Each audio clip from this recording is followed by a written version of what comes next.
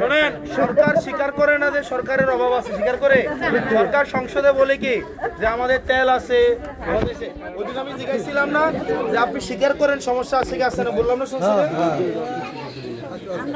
নাম কি আপনার?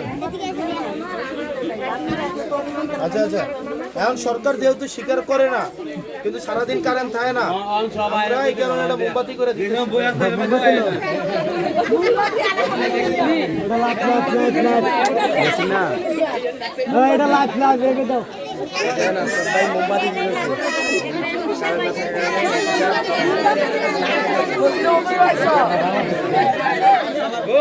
আপনার কাপড়টা সুন্দর আছে।